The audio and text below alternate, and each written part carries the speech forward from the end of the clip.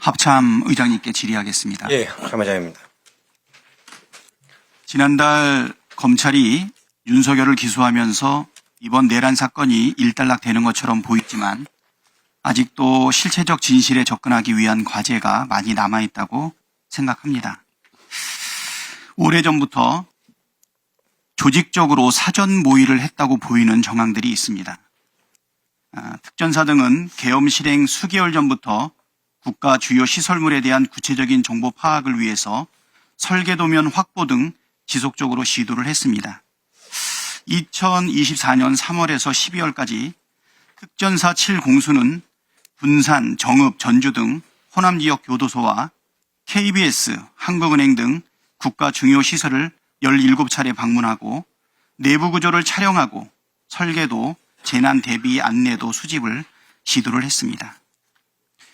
윤석열이 작년 3월부터 군 관계자들을 앉혀놓고 비상 대권으로 헤쳐나갈 수밖에 없다면서 계엄을 언급하기 시작한 것으로 알고 있습니다. 이에 따라 특수전 사령부 예하 7공수가 교도소, 방송국 등 민간 시설을 대상으로 건물의 설계도, 비상 대피 계획, 시설물 사진을 요구하며 반복 점검한 정황이 확인되고 있습니다. 명목상으로는 테러 대비였지만 계엄 실행을 위한 사전 준비로 의심이 되고 있습니다. 계엄이 시행되면 야당 정치인과 언론인 등 반국가 세력으로 규정된 인사들을 대량 구금하기 위해 교정시설을 확보하려 했다는 것으로 보입니다. 의장님, 특전사가 민간교도소 설계도를 요구하는 행위가 통상적인 군 업무 범위에 속한다고 보십니까? 그게 지금 설정되어 있는 부분이 어딘지는 모르겠지만은 대테러 방지법 22년의 대테러 방지법 시행령에 의해서 핵심 주요 시설이나 이런 거에 대해서 파악을 하고 정보를 관리 유지하도록 그렇게 지침이 되어 있습니다. 테러 발생 대비해서 출동해서 대응하기 위한 대비 차원에서 추진한 걸로 그렇게 알고 있습니다.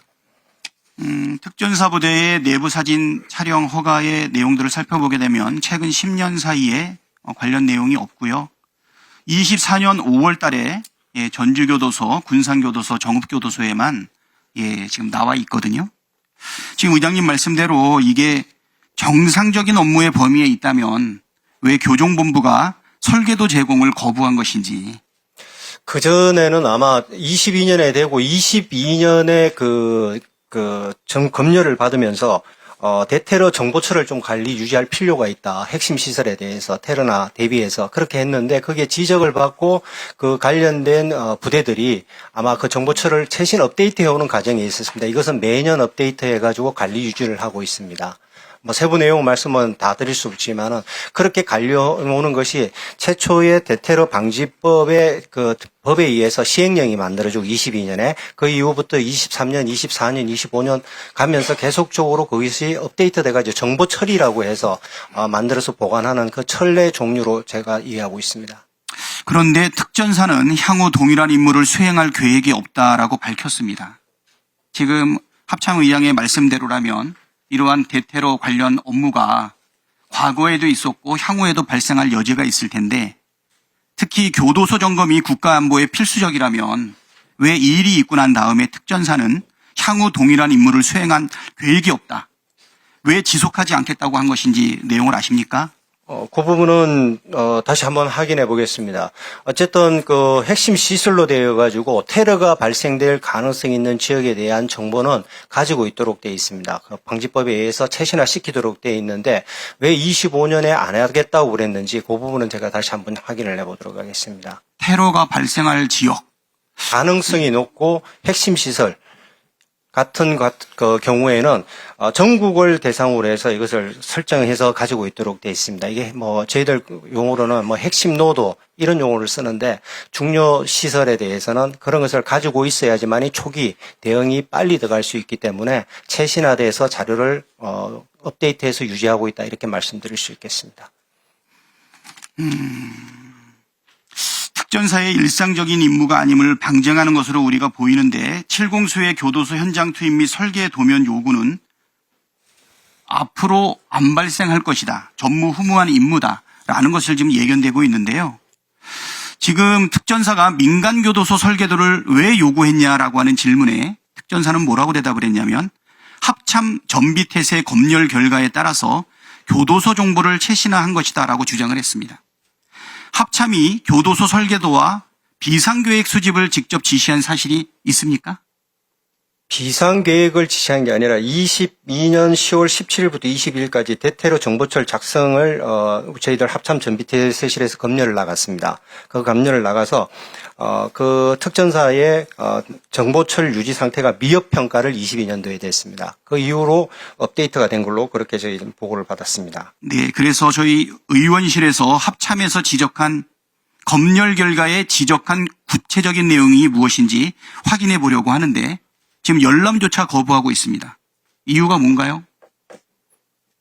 무엇을 지적했고 뭐 때문에 검열을 하는지 의원실에서 자료 요청 아니 열람이라도 좀 하자라고 하는데 거부하고 있어요. 거부할 만한 내용이 있습니까? 그 내용이 검열했던 내용이 비밀이 아니라면은 제가 그 비밀인지 아닌지를 확인을 안 했는데 비밀이 아니라면은 설명을 드릴 수 있을 거로 평가를 합니다. 우리는 아까 얘기했듯이 계엄의 조직적 사전 모의 진상 규명이 필요하다.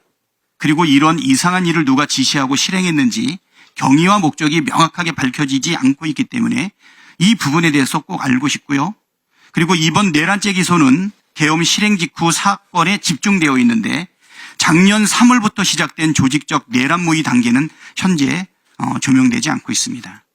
의장님께서 국정조사 특위에서 군을 대표해 사죄한다면서 책임을 인정했지만 지금 정작 진상 규명은 지금 정확하게 적극적으로 지금 대응해주지 않고 계셔서 아마 국민적 의심을 거두기 위해서는 특검 도입의 필요성에 대해서 공감이 많이 됩니다. 지금이라도 합참이 특전사에서 내린 전비태세 검열 지시문과 교도소 점검 보고서를 공개하고 지시하고 실행하는 데 관여한 책임자를 찾아야 된다고 생각하는데 의장님 협조할 의향이 있으십니까? 그 내용은 제가 다시 한번 살펴보도록 하겠습니다. 구체적인 내용이 22년부터 팔로업이 어떻게 되어 있는지 그 절차에 대해서 제가 확인하고 필요한 부분이 있다면은 직접 그 의원님께 설명을 드릴 수 있는 부분이 있는지를 확인해서 조치를 하도록 하겠습니다. 잘 살펴보시고 분명하게 협조해 주실 것을 바랍니다. 네.